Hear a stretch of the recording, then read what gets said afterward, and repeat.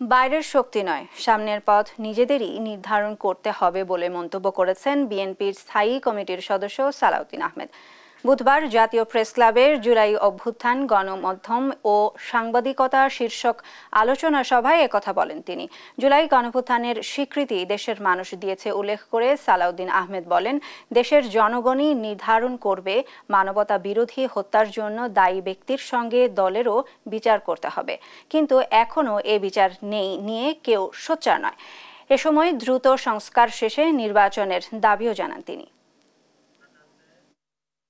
আমরা কিছু জায়গায় দ্বিমত হব এবং আমি বিশ্বাস করি অধিকাংশ জায়গায় আমরা একমত হব এবং সেগুলো আমরা দ্রুত বাস্তবায়নের জন্য অগ্রাধিকার নির্ধারণ করি।